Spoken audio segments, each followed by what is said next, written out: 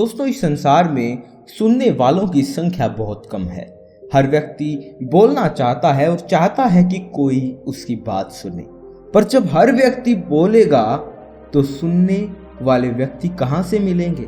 हम ज्यादातर अपनी बातों को दूसरों के सामने प्रूव करने के लिए बोलते हैं या अक्सर अपनी चीजों को बढ़ा चढ़ा कर बताने के लिए बोलते हैं, लेकिन हमें ये पता नहीं होता कि जरूरत से ज्यादा बोलने से हमारा कोई फायदा नहीं होता बल्कि नुकसान ही होता है।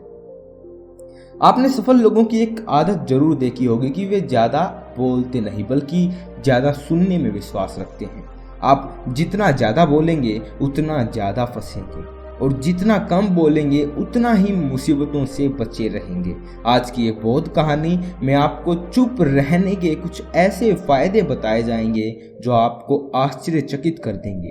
तो चलिए बिना विलंब के कहानी शुरू करते। एक गुरु का एक शिष्य बहुत ही पातुली था। वह हर समय बोलता रहता, दिन भर इधर उधर की बातें करते रहता।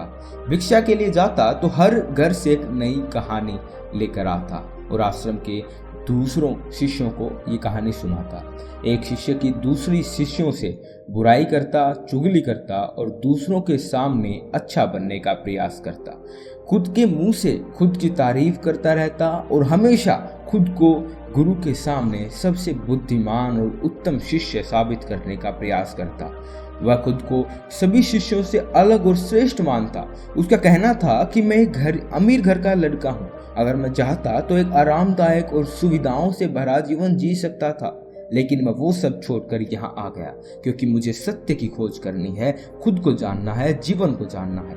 इसलिए मेरा त्याग तुम सबसे बड़ा है। एक दिन गुरु ने आश्रम के सभी शिष्यों को बुलाकर कहा, आप सभी को अगले 1 माह के लिए कोई न कोई संकल्प लेना है। इसलिए इससे आपकी संकल्प शक्ति मजबूत होगी और आप में आत्मशक्ति का संचार होगा। आप सभी अपने अपने सामर्थ्य के अनुसार कोई सा भी संकल्प ले सकते हैं और 1 माह से पूर्व आप में से जिस का भी संकल्प टूटता जाए वो अपनी पुरानी दिनचर्या में वापस आता जाए। सभी शिष्यों ने अपनी शक्ति के अनुसार, सामर्थ्य के अनुसार छोटे बड़े संकल्प लिए और गुरु को अपने अपने संकल्प के बारे में बताकर वहां से चले गए। लेकिन वो बातूनी शिष्य खुद को सबसे अलग और बड़ा दिखाना चाहता था, इसलिए वो सीधे गुरु की कुटिया में पहुंच गया और बोला, मैं कोई छोटा मोटा संकल्प नहीं लेना चाहता गुरुजी, बल्कि खुद की बात ही एक बड़ा और महान संकल्प लेना चाहता। कृपया आप ही बताएं कि क्या संकल्प लेना चाहिए मुझे। उस शिष्य की ये बात सुनकर गुरु मुस्कुराए और बोले, क्या तुम मेरे द्वारा संकल्प जो दूंगा मैं उसको पूरा कर पाओगे? क्या तुम्हारे लिए उसको पूरा करना संभव होगा? नहीं, वो तुम्हारे लिए संभव नहीं है। तुम उसे पूरा नहीं कर पाओगे, इसलिए तुम खुद ही कोई संकल्प ढूंढो। शिष्य ने कहा, नहीं गुरुदेव, आप जो भी संकल्प मुझे देंगे मैं जरूर उसे पूरा करूंगा, आप बताएं तो सही। गुरु ने कहा, ठीक है, तो तुम अगले 1 माह तक चुप रहो, मुंह से एक शब्द भी ना निकालो, यही तुम्हारा संकल्प। शिष्य ने कहा, गुरुदेव ये भी कोई संकल्प है? ये तो बहुत ही आसान है, 1 माह तक चुप ही तो रहना है। कोई बड़ा संकल्प दीजिए जो मेरी योग्यता के लायक हो, जिसे पूरा करने में मुझे समस्या हो। गुरु ने कहा, पहले तुम इस संकल्प को पूरा करके दिखाओ। शिष्य ने गुरु की बात मान ली। वह उसी समय चुप हो गया और पलटकर कुटिया से बाहर चला गया। उसे चुप रहना बहुत आसान लग रहा था। उसने एक दिन तो जैसे तैसे चुप रहकर काट लिया, लेकिन दूसरे दिन से उसके मन में न बोलने का बोझ बढ़ने लगा। तीसरे दिन उसे भारीपन महसूस होने लगा और चौथे दिन उसके अंदर एक अजीब सी बेचैनी होने लगी, क्योंकि आसपास आश्रम के सभी शिष्य एक दूसरे से बातें कर रहे थे। वो भी अपना पक्ष उनके सामने रखना चाहता था, उनकी बोलती बंद कर देना चाहता था, लेकिन उसका संकल्प उसके आड़े आ रहा था। इसलिए वो पूरे दिन सिर्फ मुंह और आंखें बनाता रहता। इसी तरीके से कुछ दिन और बीते और वो बीमार पड़ गया। उसका सर फटा जा रहा था, उसका खाने पीने का मन भी नहीं कर रहा था, वह सिर्फ बोलना चाहता था। वह गुरु के पास गया और उनके सामने बैठकर लिखकर उन्हें बताया, गुरुदेव, मैं बोलना चाहता हूँ, बिना बोले मुझे सांस नहीं आ रही। मेरा दम घुटा जा रहा है, मैं अंदर ही अंदर पागल हुआ जा रहा हूँ, मैं क्या करूँ, आप ही बताइए। संकल्प तोड़ दूँ? यह पढ़कर गुरु मुस्कुराए और बोले, संकल्प तो तोड़ने के लिए ही होते हैं, लेकिन जो अपने संकल्प को पूरा कर लेता है वही अपनी आंतरिक शक्ति को बढ़ा पाता है, और जो अपनी आंतरिक शक्ति को बढ़ा लेता है वह समझ और जागृति की राह पर आगे बढ़ जाता है। संकल्प लेना भी तुम्हारे हाथ में था, तुम संकल्प को तोड़कर अपनी पुरानी दिनचर्या पर वापस आ चुके हैं। अगर तुमसे नहीं हो पा रहा तो तुम ये संकल्प तोड़कर अपनी पुरानी दिनचर्या पर वापस जा सकते हो। लेकिन याद रहे, अगर तुम इस छोटे से संकल्प को आज नहीं संभाल पा रहे तो तुम अपनी बाकी की पूरी जिंदगी को कैसे संभालोगे? मुझे इस पर शक है। बाकी फैसला पूरी तरह से तुम्हारे हाथों में। गुरु की यह बात शिष्य के दिल पर चोट कर गई। वह बिना कुछ बोले वहां से वापस चला गया और खुद को अपनी कुटिया में बंद कर लिया।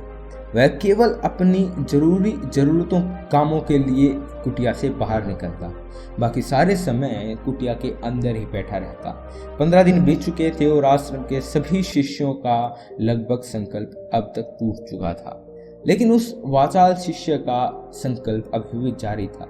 संकल्प लेने के बाद से अब तक उसने एक शब्द भी नहीं बोला था।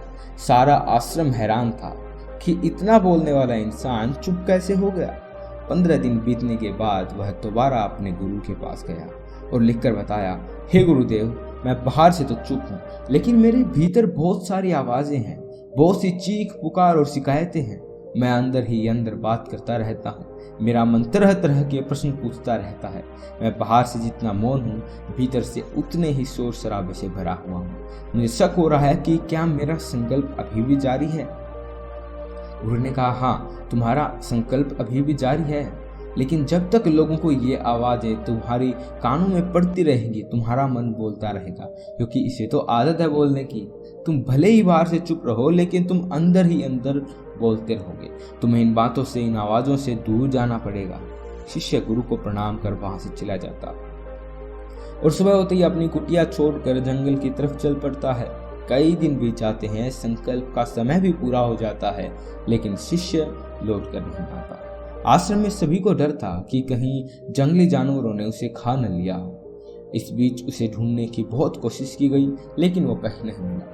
सभी गुरु भाइयों ने मान लिया था कि जंगली जानवरों ने उसे अपना भोजन बना लिया है, शिकार बना लिया है, लेकिन गुरु को ऐसा नहीं लगता था।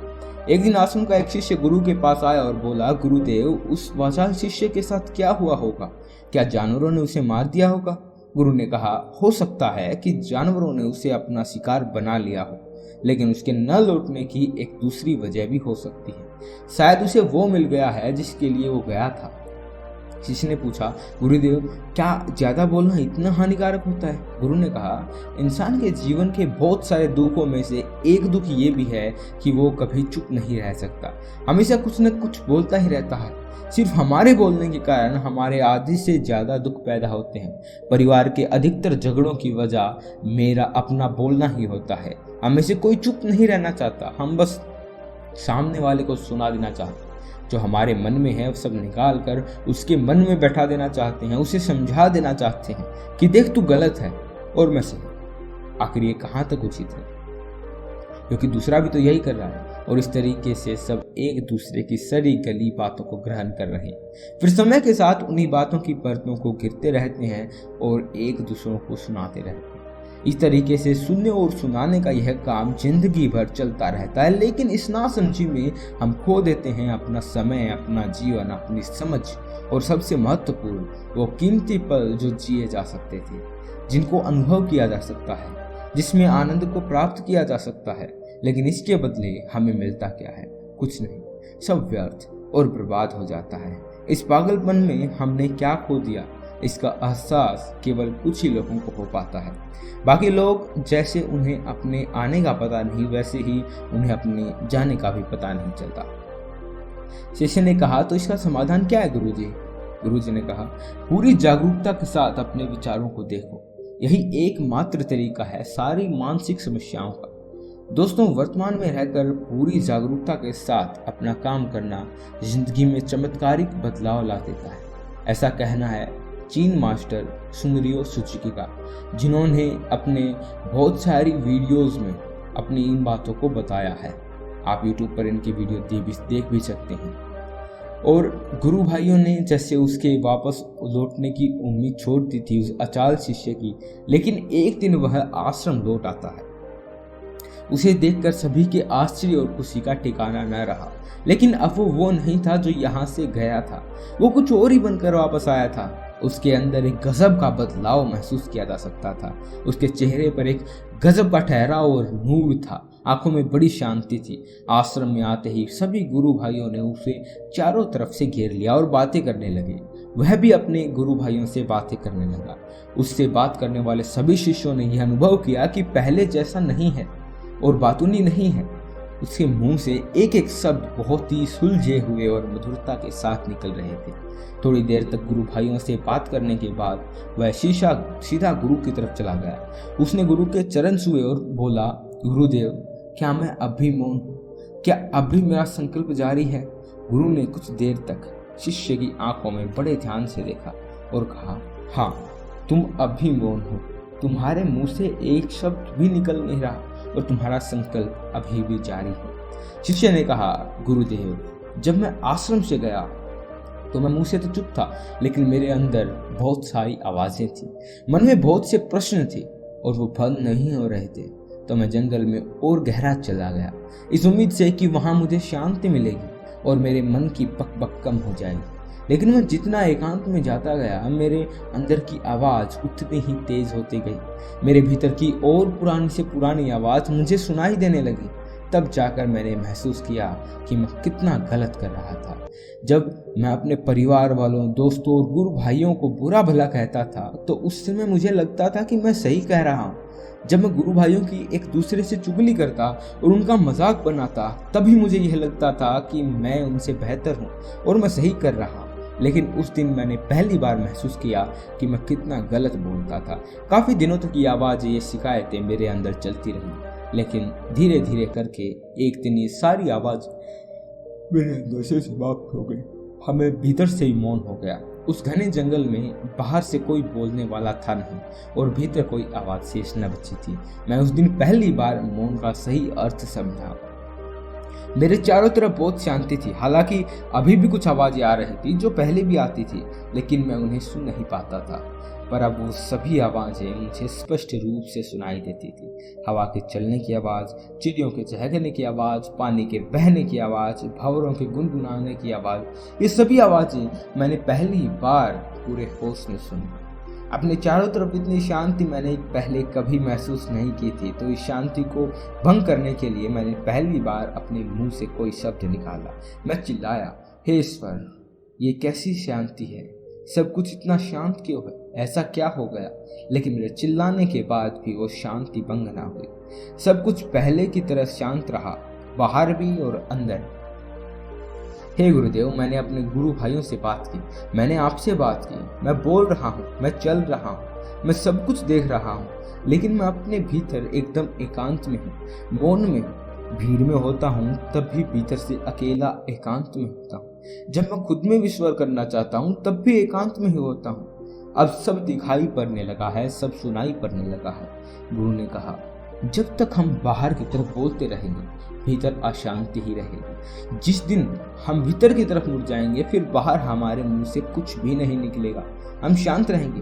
दुनिया में जितनी भी बुराइयां हैं ज़्यादातर हमारे बोलने से उत्पन्न होती हैं, क्योंकि हम चुप रहना नहीं चाहते। हम जितनी ज़रूरत है उससे कई ज़्यादा बोलते हैं। हम सामने वाले को सुनना नहीं चाहते, बल्कि उसकी बोलती बंद कर देना चाहते हैं। उसे समझा देना चाहते हैं कि मैं कौन हूँ, दिखा देना चाहते हैं उसे अपनी सारा सामर्थ्य। बस यही हमारा जिंदगी का मकसद बनता रहता है। हमारी सारी ऊर्जा इस व्यर्थ के बोलने में बर्बाद होती रहती है। ऐसे पति पत्नी का जीवन दुखों से भर जाता है जो हमेशा एक दूसरे को सुनाने में लगे रहते हैं, कभी एक दूसरे को सुनना और समझना नहीं चाहते। और चुप रहना तो उन्होंने कभी सीखा है नहीं, क्योंकि चुप रहना उन्हें छोटा महसूस करवाता है। दुनिया की सभी लड़ाइयों का कारण हमारा बोलना ही है, इसलिए हमें सिर्फ उतना ही बोलना चाहिए जितना जरूरी है, क्योंकि व्यर्थ का बोलना ऊर्जा को नष्ट करना है। और ये बोलना ही हमें कभी अपने भीतर की ओर लौटने नहीं देता, क्योंकि ये हमें बाहर की ओर खींच कर रखता है। और बाहर है ही क्या इस संसार के अलावा। लेकिन अगर अपने भीतर के संसार की तरफ मुड़ना है तो मुंह को बंद रखना चाहिए। इसलिए भी जितने भी आत्मज्ञानी हुए वो सभी एकांत की ओर भागे, ताकि उन्हें ज़्यादा बोलना ना पड़े, सुनना ना पड़े, वो एकांत में रहे और शांत रहे, इसलिए आसानी से भीतर की यात्रा कर पाए। लेकिन अगर कोई चाहे तो इस संसार में रहकर भी एकांत में रह सकता है, शांत रह सकता है, लेकिन इसके लिए उन्हें अपनी ऊर्जा बचानी होगी, जिसे वो अब तक अपने व्यर्थ के शब्दों में बर्बाद कर रहे थे। दोस्तों, इस कहानी की सीख यही है कि व्यर्थ का बोलना ऊर्जा को नष्ट करना है, और यह बोलना ही हमें अपने भीतर की ओर लौटने नहीं देता, क्योंकि यह हमें बाहर की ओर झुकाए रखता है, और जितने भीतर की यात्रा करनी है उसको अपने मुंह को बंद ही रखना चाहिए, और इससे आप भीतर की बातों को भी जान सकते हैं। दोस्तों, मुझे उम्मीद है कि आपको ये कहानी अच्छी लगी है, और तो मौन रहकर आप कितना कुछ पा सकते हैं आपको इस कहानी में पता चल गया होगा। सत्य की खोज करना कितना आसान हो जाता है जब हम मौन रहते हैं, ये भी आपको इस कहानी के द्वारा पता चल गया होगा। आशा करता हूँ आपको वीडियो अच्छी लगी है। अगर ऐसा हुआ है तो वीडियो को लाइक कर दीजिए। अगर आपका कोई भी सवाल है तो हम उसका जवाब जरूर देंगे। आप कमेंट सेक्शन में कमेंट जरूर कीजिएगा आपका जो भी सवाल है, और मिलते हैं अगली वीडियो में। तब तक के लिए सुखी रहिए, संपन्न रहिए।